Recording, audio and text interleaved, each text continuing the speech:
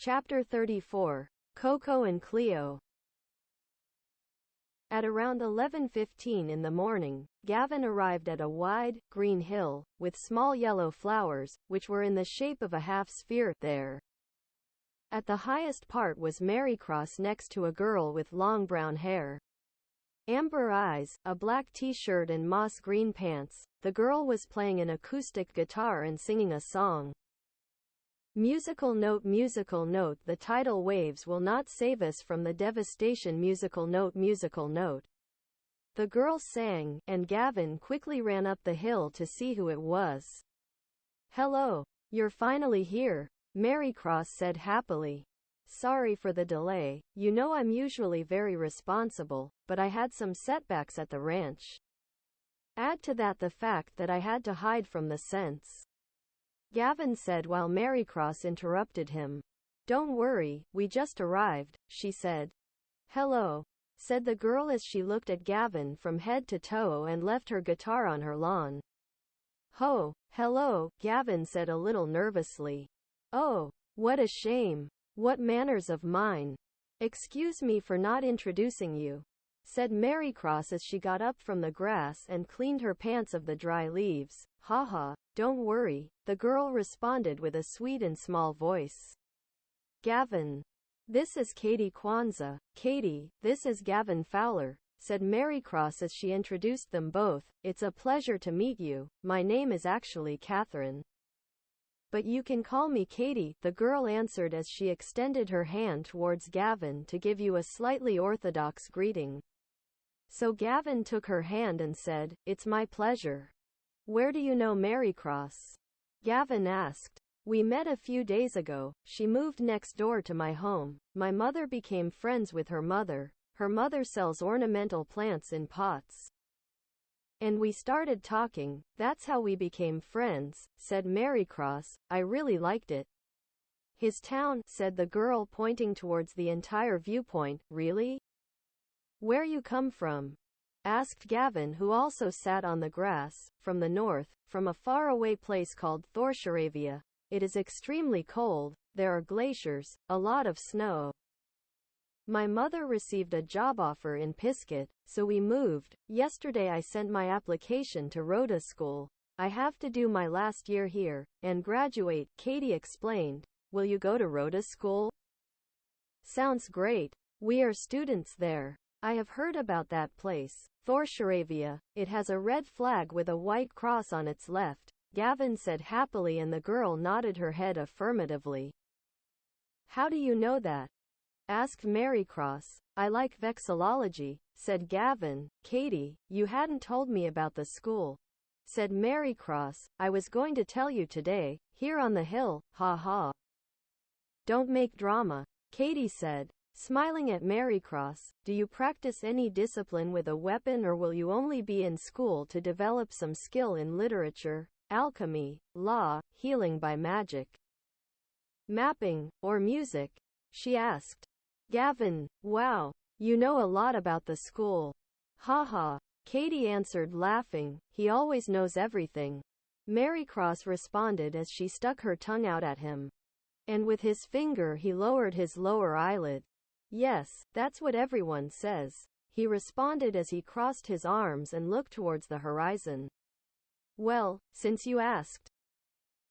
I'm a summoner, said Katie as she put a necklace around her neck. Summoner? Gavin and Marycross said surprised. Haha. Yes, have you never met one? Katie asked smiling. No, only in some mentions in books in the celestial deities and summons class, Gavin said. I haven't met one either, said Marycross. Are you excited to go to school next year? Gavin asked. Yes. I'm dying to learn. I've been reading about the school in an information pamphlet the day I sent my application, Katie said. And do you already know which house you would like to be in? Gavin asked. Which house do you belong to? Asked Katie. We are from the Jade Clovers, said Marycross. Oh, I see. Luck is always with you, replied Katie, showing doubt in her expression. I imagine you have heard the rumors about us, said Gavin. What you have seen and read is not what it seems. said Mary Cross. Don't worry, I believe you. From where I come I have seen things. And having this conversation with you on this hill, looking at the Blue Death Mountain, something inside me, as a summoner, tells me that you are innocent, said Katie. Do you really believe that? Asked Gavin. Yes, you seem like good people. I've known Mary Cross for longer, and you, the little we've talked about, you've shown me. I don't doubt that your friends are also good people like you, Katie said kindly. It's nice that you think like that, so if so, would you like to be in our house? Mary Cross asked. Well, I was reading my characteristics, principles, as well as the references of my old school in Thorsharavia and what the school council relies on to assign a student to a house. I love nature, plants. In fact, I am a vegetarian. Besides that, I am making 2 good friends this morning. I like to meet people and friends, so I would think I could go to the Treb. That being the case, there is no doubt that you would be assigned to us, Gavin said as he interrupted Katie. Yes, although I also have qualities from other houses, such as falcons, bees and eagles, and Mary Cross interrupted Katie saying, I don't think you like being in the House of Eagles. Why? Katie asked. Well, for starters, have you heard of the prophecy? Since you mentioned that you had read and seen things about us, said Gavin. Yes, my mother had told me about it. But what does that house have to do with the prophecy? Said Katie. Its founder, and former boss of the house. She is a descendant of the soul of the witch, and currently, she is the director of the school. She is the witch Sylvanisha, said Gavin. If you end up in that house, you would be recruited for her damn army of evil, said Mary Cross. Oh, I see. And have you guys been fighting to clear your names? Right? Katie asked. Of course, they had kidnapped me. My friends saved me a few months ago. I wrote to the school a few weeks ago. Fortunately, I won't miss the courses in which I was absent. For that, they sent books, exams, homework and material to catch up on these summer vacations with the courses I missed. Professor Darrell told me that if my grades are excellent, I could enter the 11th year courses like the rest. Otherwise, I would have to take the 10th year courses and graduate sometime later, said Mary Cross. You are smart. You will surely achieve perfect grades. By the way, Katie, we have been doing this for more than 10 years. New friends have joined. Our house fights against her. They have accused us of things we have not done. All these years we have obtained summons, weapons, and we have destroyed part of her vassals. She has almost the entire town at her command. Gavin told Mary Cross. Yes, they told me that in the admission letter, because I come from another distant school.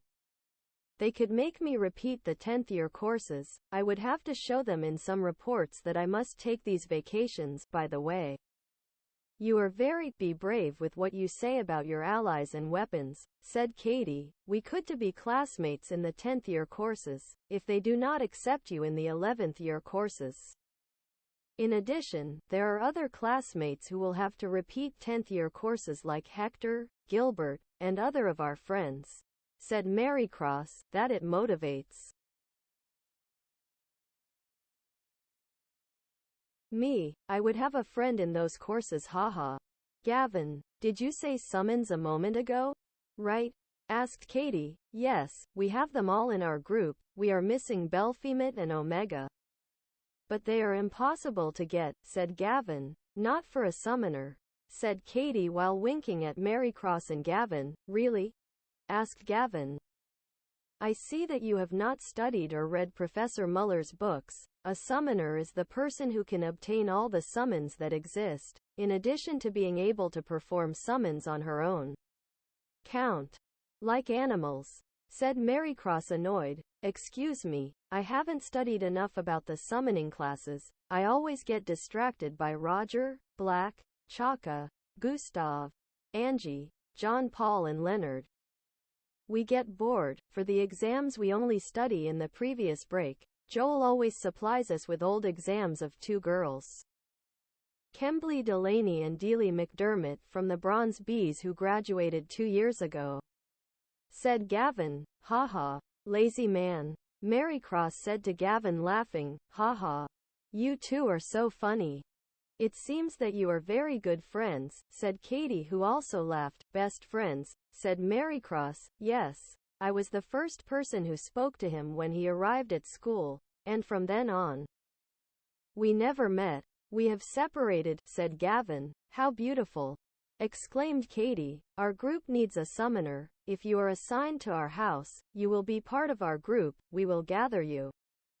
The invitation is made, said Mary Cross. Clear. Count on me. I promise, said Katie, and at that, a very loud bell rang in Mary Cross's pocket. Oh no. Mary Cross shouted. What's wrong? Katie asked. It's my mother. She wants me to come back. She needs help with some reading. I have to go, said Mary Cross. Don't worry, we are neighbors. I think we will see each other very often. Katie said. Do you have something to do the rest of the day, Katie? Gavin asked. No. I was thinking we could stay and talk more and walk around, Katie said. Oh yes. Great idea. Take her to the ranch. You introduce him to the rest, so that they all get to know each other. After all, I have no doubt that they will assign you to our house, said Mary Cross. Rancho? What is that place? Katie asked with curiosity. Well, it's like our club. A friends club. Then you'll get to know it. Gavin commented. Well, I'll give you that. Gavin, I hope you have fun. I'll see you in the afternoon at the ranch. Bye guys. May luck be with you. Mary Cross replied as he got up from the hill and ran to his home. Be careful, you already know, he shouted at her. Gavin and Katie sat on the hill for a long time, watching the clouds pass through the clear blue sky, while they continued talking to get to know each other even more. Hey, I want to ask you a question, Katie asked, sitting on the grass. What would it be? Gavin looked at the girl again. Mary Cross is your best friend. Besides that, is she your girlfriend? Katie asked curiously. Oh no, not at all. We're just very close friends, said Gavin. Oh, well. Haha, laughed Katie. What is the question? Asked Gavin. Just curious, said Katie. Now I have a question for you. Gavin looked at Katie. I hear you. Ask with confidence, said Katie. Could you demonstrate and summon? Well, what kind of animals can you summon? Said Gavin. Haha. It's simple. Look at this. Katie pointed out to Gavin his ears where he had earrings, on his feet he had bracelets, and a necklace on his neck. What is all that jewelry? Asked Gavin. All this jewelry. They are the weapons of a summoner. I still need my last weapon, a bracelet on my hand. It is gold. Pandora, said Katie, and then he said, now, I want you to see this. Katie took the necklace off her neck, and showed Gavin two steel amulets that had this one, the largest, had the engraved portrait of a canine, and the small one had an engraved portrait of a feline. Wow, this is really impressive. Who are they? Gavin asked, impressed. Let me introduce to you. This is Coco and Cleo. Coco is a special canine. It carries blood from golden retriever, husky and Shisa Samoyed. Its white fur is due to the strength of its magic coming from the element of ice, said Katie. What a beauty. The golden retriever is my favorite dog. I would love to see them someday. And who is the feline? Said Gavin. This is Cleo, a mystical cat. When in a duel she transforms into a Bengal tiger with powerful ice magic with her fur, said Katie. I would like to see them in battle. Gavin shouted. Ha ha ha. Maybe soon, said Katie, smiling. Can you only summon them in a duel? Asked Gavin. That's right, they are an inheritance from my family. They have been around for decades. They can only be summoned in a duel, he said. Katie. I'll have to wait to see that moment, said Gavin, who hated waiting. But, if I can summon other things, said Katie, and then pointed towards the hill. Look. Look closely at the grass, Katy said, and she began to put her hands on the grass, and from each of her hands, 2 white rabbits appeared, one with gray fur on its head, and the other with blonde fur on its back. Both ran across the meadow of yellow flowers on the hill where they were. You are amazing. That beauty. Bunnies. Gavin shouted. Now, I want you to look up at the sky, and Katy, with her right hand, took out of her hands 2 pairs of lovebirds and parrots. The first pair were green and the other pair were colored sky blue and white, which flew all over the sky. Gavin was speechless, and Katy said, "This is a demonstration of a summoner. With the summons we can use dark magic. And with our weapons we use light magic. We can use both types of magic." "You're powerful, it seems," Gavin said. "Haha. Do you think?" Katy asked. "Well, yes. I admire you for these demonstrations you did," Gavin said with surprised eyes as he got up from the grass to admire the birds and rabbits. "Hey, by the way, what do you think? Did it happen to your leg? What is that brand? Doesn't it hurt?" Katy asked as she looked at Gavin's left leg where she had a reddish spot on her skin. "Ah, this? I've had it since I was a child. The moonlight made it for me when I was born," said Gavin. "I had no idea the moon could do that," said Katy. "Yes. I'm supposed to be born on a full moon day or lunar eclipse," said Gavin, touching the mark on his leg. "My birthday is August 27th, said Katy. "I'll keep the date in mind. Maybe we can go eat pizza that day to celebrate," said Gavin. "I'll accept your departure. Let it be Saturday, at Marcanero's Pizzeria on Mackenzie Street. He has vegetarian pizza. He sells the pizza in other geometric shapes," Katy said happily. "Other geometric shapes?" asked Gavin, surprised. "Yes, where he has pizzas with cone shapes, and all the polyhedra," said Katy. "I'm curious. In August we'll be delighting in that," Gavin said, and then turned to ask the girl another question. "What is your favorite hobby?" "Well, after helping my mother with the plants, I really like taking photographs. I also play the guitar. In fact, in my small bag I have my camera. What do you think if we take a photo? You and I? Also, look at this. It's a photograph I took the first day I arrived at Pizcet while I was unpacking," said Katy as she took out of her pocket a photograph of a sunset with neon pink clouds, with a maple tree where some crows were posing. "Of course, I would love to. It is a way to preserve a memory for a lifetime. The retina of our eyes is the best memory of photographs, and the mind is the best encyclopedia to store memories. When both come together, we can narrate what we have lived." "By the way, what a beautiful photograph. It's a beautiful sunset," exclaimed Gavin. "What a beautiful phrase. I had never heard it before. Who invented that phrase?" "Thank you very much. I took it from the garden of my home. It was the first days of summer after autumn. In my town the seasons are different from those of Pizcet," said Katy. "I invented the phrase, haha." "Well, yes.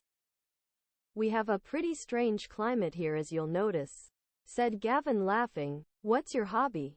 asked Katy. "Well, I love plants too. I like to play football, talk to my friends in the ranch.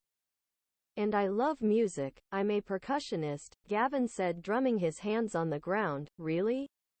Wow. Percussion. How talented." "I love rock and roll," said Katy, and then another beeping sound interrupted the conversation. It was her nav. "Gavin, it's Gilbert. Can you come to the ranch to help me with what I told you in the morning? Come here. Maybe Roger and the others will give you a hand. I will wait for you at my home, on the Desert Ranch Farm, in the Western District." "Over and out." "What's wrong?" Katy asked. "A friend wants me to help him with a problem at his home. I have to go to the ranch. I had forgotten," Gavin said, grabbing his hair. "I'll accompany you. Mary Cross mentioned that you should take me," said Katy as she also got up from the grass. Gavin also got up from the grass, and together with Katy they left the hill where they were and walked towards the ranch, being careful between the streets. under the foliage of the bushes of the Green Hills homes to go unnoticed by the sentinels who were around there. On that journey, Katie took out her camera and asked Gavin for the photograph that she had mentioned to him with her. He agreed and the photograph was taken. I only have one photo with Mary Cross, so I could collect photos with my new friends, said Katie. Sure, then you have to give me a copy to keep in my trunk of memories, said Gavin. Count on that, Katie concluded. After a while, they arrived at the ranch. Katie was surprised to see the enormous tree that carried all those cabins in segments in the branches of it. The boys Roger, Adrian, Arthur and Daniel Black were in the garden. At the entrance by the steps, Gavin introduced Katie to them. Followed by this, the boys mentioned to him about Gilbert's errand. Gilbert awaits you in the Western District, said Black. Which of you will accompany me? Gavin asked. Go alone, said Adrian. I can't, said Arthur. Your new friend is accompanying you. A summoner would be a great help, said Roger. You would like to go? Gavin asked Katie. A summoner will be useful, whatever Gilbert needs, Black added. Come on. It will be a fun adventure for this day, said Katie. Roger, can we take 2 horses to get to that place? It's a little far, Gavin asked. Walking would be better, said Katie. Okay. Let's walk, said Gavin. May luck be with you, said Roger and Black. The luck of the clubs is always with you. How beautiful. Like the pot of gold of the leprechauns at the end of the rainbow, said Katie. They both left around 2 in the afternoon, heading to the Western District. After more than an hour of walking, they arrived at the district, where first there was a canteen next to the train station and its platform, as well as a small house where there lived a former sheriff who was one of the founders of the Lunesk station. There the desert began, a sandy area, full of cacti, spontaneous sandstorms, red earth in some parts, as well as bromeliad plantations, some palm trees, oases in the horizon like illusions among the hot air that could be seen. They both headed to the desert ranch. There was Gilbert's home, a huge farm with stables and barns. Hey, Gavin! Here! Gilbert shouted, as he hid behind some bales of hay. Gavin and Katie approached the entrance where he was. There, Gavin told Gilbert that Katie would accompany her on the mission as a summoner. You will be a great help, summoner. This is complicated, Gilbert said, worried. Why? What's the problem? Asked Gavin. Many of our horses and other animals have been killed in their stables. Also people from the ranch. The inhabitants of the desert have left here to other districts. I think the witch Sylvanetia has revived 2 legends and made them her vassals in this place, said Gilbert. Really? And who are those vassals? Asked Gavin. The bartender of the desert told me. The carriage without steers and Snakerin the Catagus, they have revived in these parts. My father is the foreman of all the farmers of this place. And they are having the same problem on their farms, said Gilbert, adjusting his huge hat and lighting a cigarette. One of the wise men had told us about them. Exclaimed Gavin. Sorry, Gilbert. I'm not from here. Could you tell me about those demons? Katie burst into the conversation. Where did the bartender tell you he saw them? Gavin asked. I'll tell you. Pay attention, Gilbert said, sitting on top of a pile of hay. And he continued, blowing his throat. You should go to the abandoned mines. They have not been visited for many years. Be careful. There is one of the entrances to the catacombs and it is also the home of the carriage without steers. That means, that's where her lair is, said Gavin. More than 110 years ago, an old woman lived next to the mines. She lived in love with my great-great-grandfather, for his fortune and his farm animals. The woman was not very spiritual. My grandfather was an Eshenite, so he rejected her for her lack of faith, but she, through a ritual with a bottle, candles and potions, cast a spell and managed to conquer him. They lived together and she managed to take away his faith. the priest of the temple of the desert clouds. I did not agree very much, for the priest, my ancestor, was a very important person for him. In each sermon, my grandfather, son of my great-great-grandfather, always denounced the fact in the priest's sermons that the old woman found out and cast a curse on a carriage with bulls that my ancestor had, where they both used to take a walk and visit Saint Isis.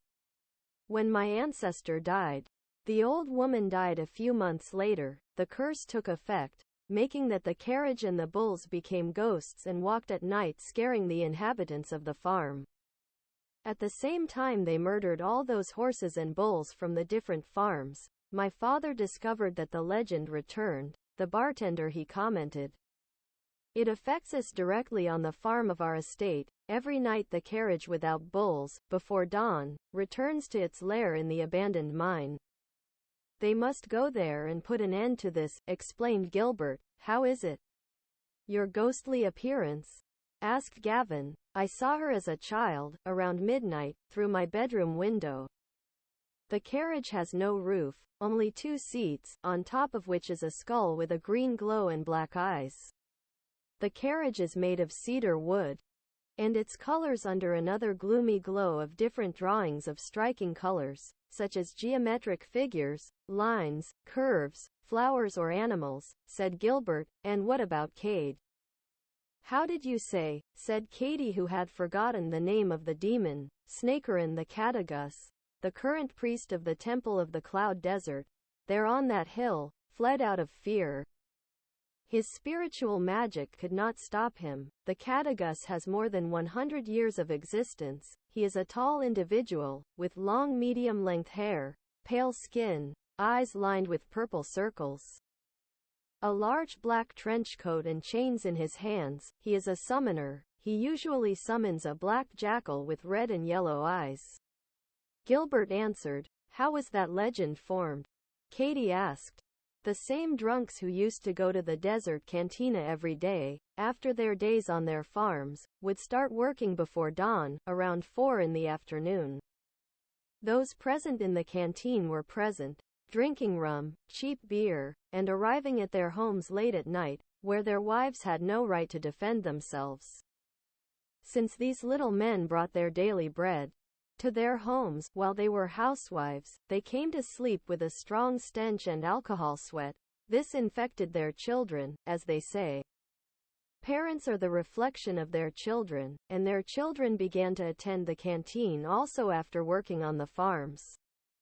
Since they were people who preferred to work with their parents than attend school. Finally, there was a young man like us in this town, Snakerin Sarchis, a boy with pale skin, long hair, and his pet, tired of seeing his father and his friends in the canteen day after day, decided to perform a ritual with evil magic, and became what he called himself the Catagus, to intimidate and scare the drunk people that he hated the most. Some time later, he played with the fear of his victims, the drunks, after losing their senses due to alcohol, and some even consumed grass.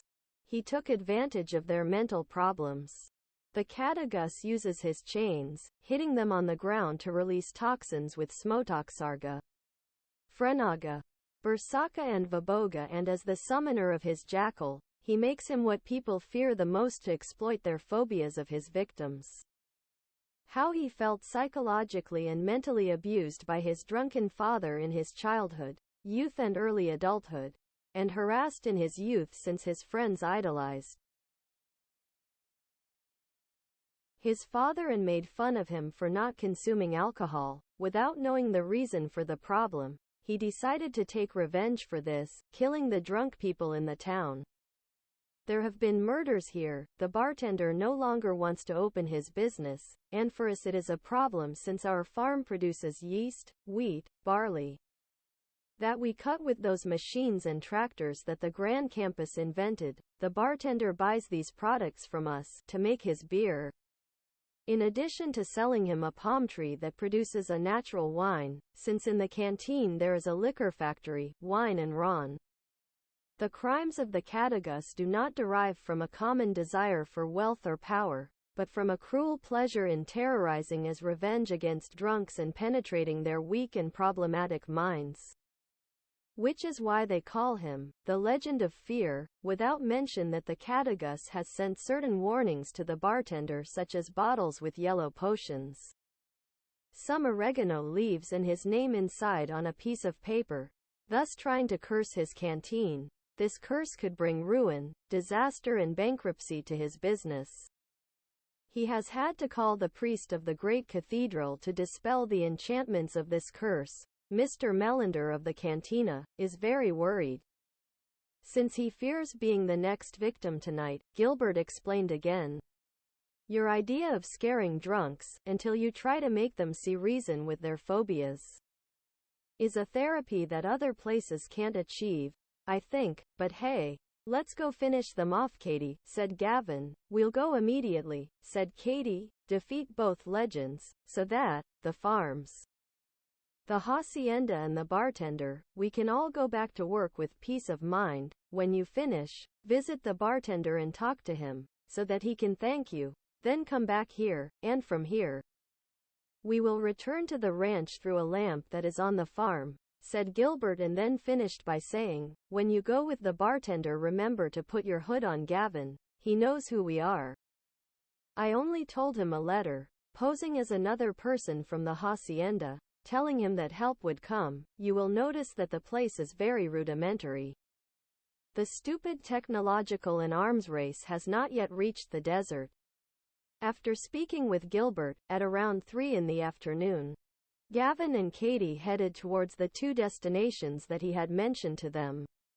They decided to visit the abandoned mines first, so they had to cross the small desert of cacti, storms of sand, without falling into the illusions of the oases, which were also produced by the illusion magic of the carriage without steers. In this desert, wandering through the sand and the strong sun, all kinds of enemies began to appear, such as snakes, cacti possessed, crows, skulls of steers that levitated under a purple and green glow.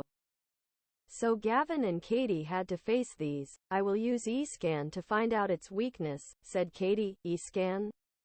What's that? Gavin asked. It is a magic of light. It works to see through enemies and opponents. You can find out how much energy, vitality they have, in addition to their strengths and weaknesses, movements and attacks. It is also known as Escanagan. It is a skill that only summoners and priestesses can develop according to their lineage, Katie argued, thus beginning to analyze these enemies. Well, according to the analysis, use your dark magics of aqua to finish them off, Katie explained. Okay, said Gavin, and he created a water tornado with his boomerang.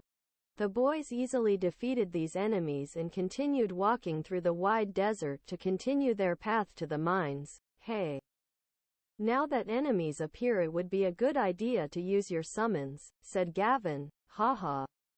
How impatient you are. Perhaps these enemies are weak if things get complicated. It's time to turn to Coco and Cleo, said Katie. After continuing to advance through the desert and continue defeating weak and small enemies such as rattlesnakes, scorpions, crows, evil cacti that came to life, in front of them appeared a skull with long horns, levitating, and another small duel began. Stay focused, Katie shouted as she used E-scan to analyze the skull. That's it, Gavin shouted. The skull was still in front of them. Here I go, Katie shouted as she told Gavin to attack him with a quagga. Got it, Gavin shouted as he threw his boomerang with a quagga against the skull. Bingo, Katie shouted, seeing that the blow had been accurate. Be careful, Gavin shouted as the skull launched a sandstorm using Rokarga, but Katie repelled it with reflex. That's it, break it, Gavin shouted. Following that, Gavin boomeranged him with Bernaga. Take this, he shouted. After the impact of the boomerang with fire, the skull quickly fled using runaway. Damn, Gavin said, seeing that he escaped through the desert. There's no escape. Leave this to me, Katie shouted as she took her necklace from her hands and raised it towards the sky. where suddenly two creatures appeared in front of them. A cat in the shape of a glow that turned into a Bengal tiger and another glow that gave the shape of a very hairy white dog. Katie had summoned Coco and Cleo. "Come on. Coco and Cleo will sniff out his whereabouts," said Katie as they began to run through the desert following Cleo and Coco. After a few meters, a farmer was very close to a water well. "Hey, guys, I've seen it happen. It's over there, in the mine," the farmer shouted as he pointed his finger towards the abandoned mine, which was already close to them. So Gavin and Katie continued on their way and entered the mine, where inside it was dark. Cleo and Coco's necklaces were hanging. They turned on like a flashlight and illuminated the mine, which only had a road with a railroad track. The bats were very upset by the lighting. Then they reached a crossroads where there were some barrels and square boxes of red and yellow color that had a sign that said TNT Dynamite, and at this intersection there were two smaller roads. One with a sign that said Catacombs, and the second where it said Savagreb Cavern, Great Bay, so they followed the path of the road railway. After continuing to advance, the skull with the long horns appeared, and it began to get bigger with its purple and green glow that constantly changed. It began to expand across the ground, when suddenly a rail began to sound on the railway track. Movement, and after a few seconds a carriage appeared. It was the legend of the carriage without steers, where both were ready for the duel that was approaching in the mine. The duel began. "Keep it together," Gavin shouted as he got into battle stance. "Okay. Right behind you," Katie replied with her summons. Katie started her first turn using Fastega, increasing agility and advantage for herself and Gavin. And then she used Reflect as a protective barrier and E-Scan to analyze the steerless carriage, where its weaknesses were the water element, but it had fire resistance, wind, earth, rocks and negative statuses. This enemy was very strong, using zombie status magic, petrification and paralysis. The carriage used Bernaga against the duo, followed by this. He used Petrarga and Zombia against them, but thanks to the protective barrier that Katie created, it did not hit them. Gavin used his boomerang launching Aquarga, where he created a waterspout, which hit them. The skeletal head and his wooden body. The demon moved the wheels of his carriage and launched himself at them, running them over. It was a very strong blow. This attack on Gavin caused petrification. He could not move, he was turned into stone, so Katie used Statuna and cured his negative status. Gavin returned to the duel, followed by this. Katie had another turn and used Healaga to heal herself and her partner. Again the carriage came back down the rail to run over the two again, but the boys, they managed to dodge it easily. Katie ordered Cleo to launch Frizaga with her fur, and Coco to attack with her fangs, with a strong bite of ice from Frizaga, where it was an accurate impact against the carriage. Then the skull launched Zombia and Petrarga again against it. Duo, but fortunately Reflex barrier protected them. Katie used her special attack. Her summons zigzagged and tackled the chariot with her ice fur, where they were 8 hits per each one, destroying the carriage in 1,000 pieces. It began to catch fire and the skull began to dissipate. Both had won the first duel. "That was splendid. Keep those guys with you," said Gavin, who was excited to see Katie's summons in action. "Sure, of course, coach," Katie said. "Coach? Ha ha. What are you taking about?" Gavin asked as he laughed. "Ha ha. This adventure today has made me walk and run too much. It has been fun. It's like exercising. That's why today you will be my coach," Katie argued. "Ha ha. I had only heard them call me that for Fudblaze matches, but hey, okay. Let's get out of here," Gavin said. Katie dispelled the summons and they left the mine immediately. On the outskirts of it was the farmer who told them where the skull had gone. They told him that they had eliminated the legend of the carriage without steers, and now they would go after the catagus to the temple from the desert clouds. The very happy farmer congratulated them and gave them a golden trident, Neptune. It was Roger's last weapon, and they would give it to him as soon as they arrived at the ranch. Gavin said, very happy. The farmer told them that they would follow the Baobab's trail, crossing the viewpoint of the Grand Canyon of Pizcet, and there they would ascend towards Mount Pizcetomen. To the right would be the Temple of the Desert Clouds. So they both continued on their way to that place. After passing the path of the Baobabs, Katie and Gavin arrived towards the Pizcet Canyon. An important excavation of more than 200 years made by the Pizcet River, the great campus with its machinery changed the path of the flow to build a hydroelectric plant.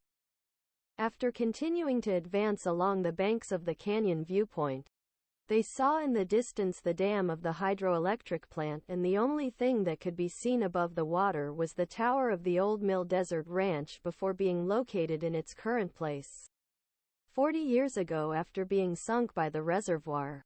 In addition to the rays of the sun that illuminated between the mountains, after this, they reached a crossroads, one to ascend to Mount Pizcetomen, which in the distance there was a clay-colored rock formation where the faces of the patriarchs, governors and mayors that the town had had over the years had been carved. The duo took the path that headed towards the Temple of the Clouds of the Desert. When we got there, there was a small path with some plants around it. In the distance, we could see a small hermitage made of black wood. It was the temple, with 3 small cabins together. When we got to the top, they opened the door, and inside there was a carpet red, some lit candles, and the windows in the shape of crosses so that the wind could enter and keep the place cool. Suddenly the candles went out and a dense fog began to appear, where a very hoarse and evil voice said, "Fools! They have returned to the Cloud Desert Temple as traitors. Traitors! Find your salvation far from here." When suddenly a guy with a raincoat appeared.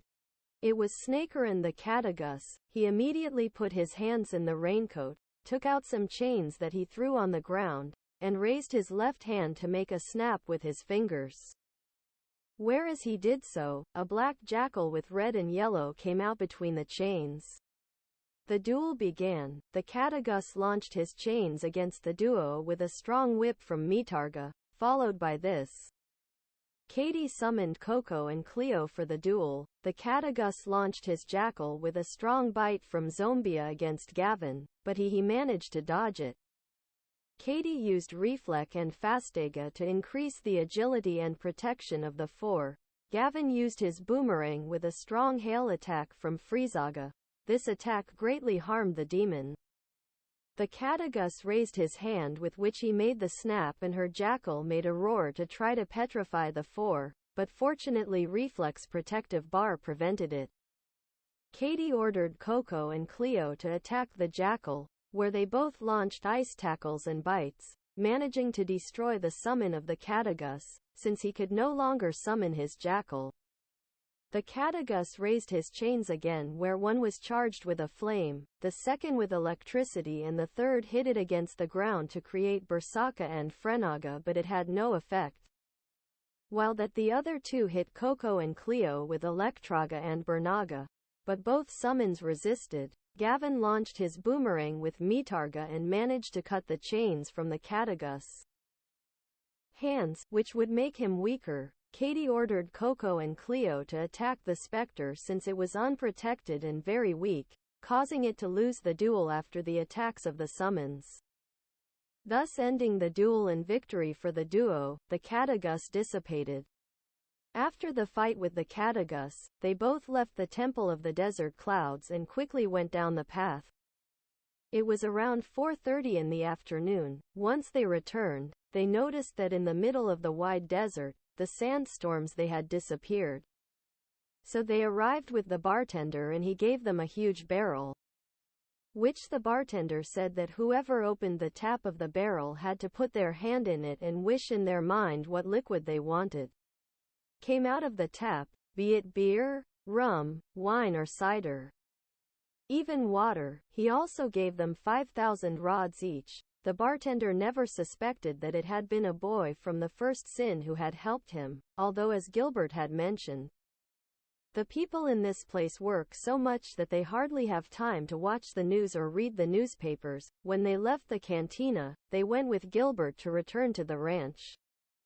There Gavin mentioned to Gilbert about the barrel that he said. He suggested that they should place it in the common room so that when people gathered there, they would help themselves to their favorite drinks. Gilbert was distraught as one of her favorite horses had been killed by both legends. So Katie walked up to the dead horse and put her hands on it and said, "Rivaga." A white and green glow came out of his hands. The horse opened his eyes, got up and began to gallop around the enclosure very close to the barn next to the mill. Gavin couldn't believe what he was seeing. Gilbert thanked Katie very much for what she had done. She explained that as a summoner and an expert in light magic, she could revive herself using Rivaga's light magic on living beings. "I thought this was impossible," Gavin said. "Me too," said Gilbert. "There are also heavenly candies or resurrection candies," Katie explained. Gavin and Gilbert had never heard of those resurrection candies. So Katie explained that they were very strange candies to see, and they work to revive living beings from death, both animals, plants, and humans. Almost no one has seen them, but they exist. "I read it in a book where I come from," Katie argued. After this, Gilbert told Gavin that they should return to the ranch immediately through the lamp that was behind the fields of wheat, corn and pumpkins next to the water well, since in the distance some horsemen and cowboys were approaching who were working like sentinels in the desert. Katie was curious about using a lamp for the first time. After returning to the ranch, Gilbert immediately went to the common room to place the barrel that the bartender had given. Gavin told Katie that they would go look for Angie and Black to tell her about the victory before the witch's vassals and, incidentally, introduce her to the group. At that, they met Marycross in a hallway, and she took them to the terrace where Angie, Black, Arthur and Roger were talking. After going up the steps, they met Hector, where he looked at Katie and he said, "Who are you? An intruder? Be quiet. We are in a hurry." Marycross told him, "Intruders. Intruders," Hector shouted. Katie laughed, and Gavin told Hector to keep quiet. Otherwise he would hit him to shut him up, so he showed him his finger in the center of his hand and then stuck out his tongue and swore. Upon reaching the terrace, Marycross and Gavin introduced the girl to the others, where Black would say that he hoped she would be assigned to the House of Clovers so he could swear her into the ranch covenant, and that she would be a great help in the fight against the prophecy, too. Gavin gave Roger his golden trident, Neptune, which the farmer in the desert gave them. In addition to that, Tony, Esther, Ora and Yasser came to meet the new girl. As they were walking along the terrace, Marycross told them that she was her neighbor, to which Tony responded that by living there, he was very close to Yasser, Ora, and Esther's homes and his own in Green Hills.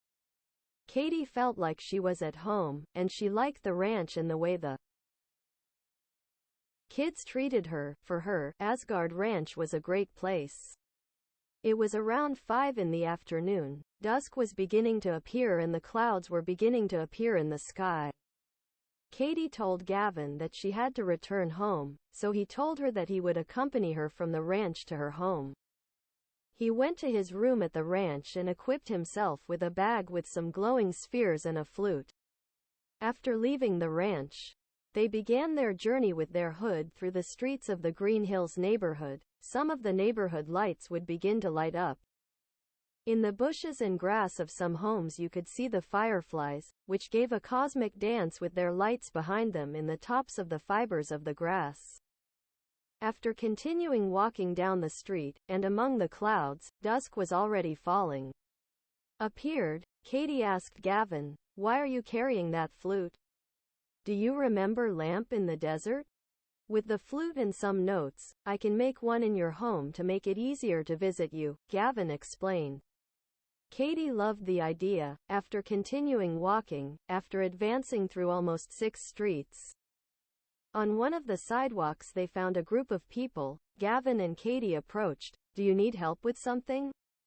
Gavin asked. Yes, please, answered a girl, who was wearing dark glasses and a cane. We will help you with whatever you need, said Katie. Another girl who was next to them began to address Katie and Gavin in a language of signs. I'm sorry, I don't understand you, said Katie. Don't worry, I know sign language, said Gavin.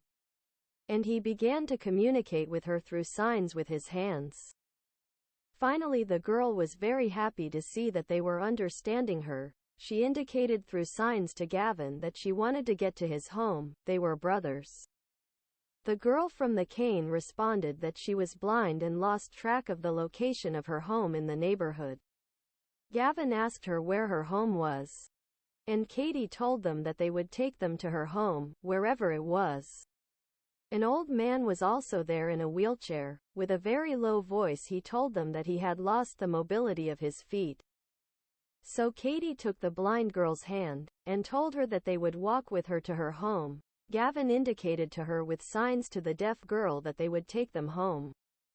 The girl was very happy and Gavin took the old man from the wheelchair. So everyone in a group headed to the direction that the old man had indicated.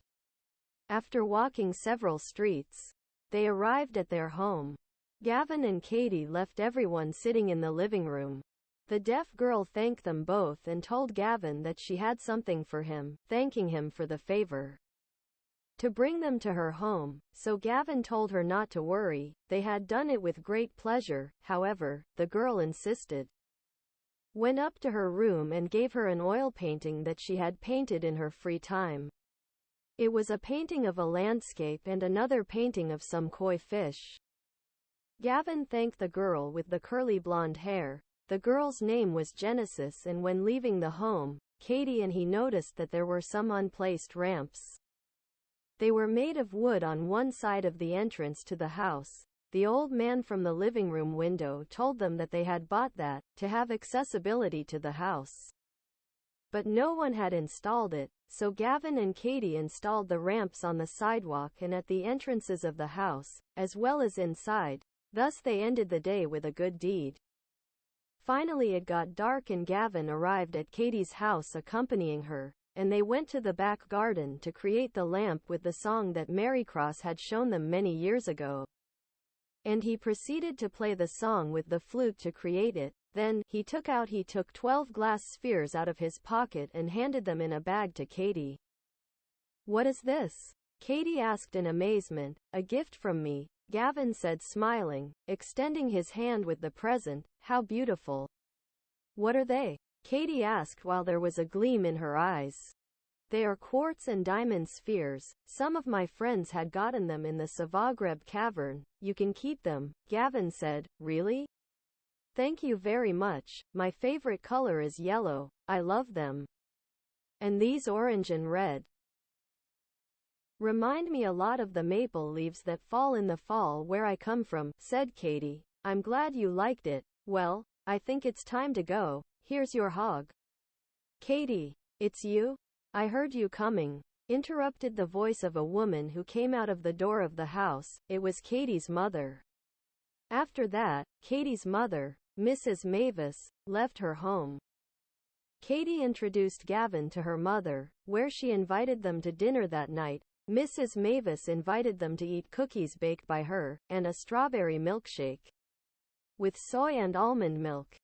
Then they went to the greenhouse that she had in her backyard and on the top of a terrace of the house to show Gavin all the plants she had. After an hour, Gavin thanked her for the hospitality to Mrs. Mavis, and it was time for him to go back to the ranch. Just outside Katie's home, Gavin told Katie that they would see each other again very soon. Of course, just write to me, said Katie. I'll send you a letter, so we can go out again to walk around the corners on the neighborhood sidewalks and go to the hill to talk under the sunset, Gavin answered. I would love to, she told him as she approached him and gave him a hug, saying goodbye to him. Take good care of yourself, he said very happily and walking away down the sidewalk. Goodbye, Gavin. May luck be with you, said the girl waving her hand. Goodbye, friend. See you soon. May luck be with you, said Gavin and then left through the bushes in the backyard to get to the lamp behind Katie's home to return to the ranch to rest.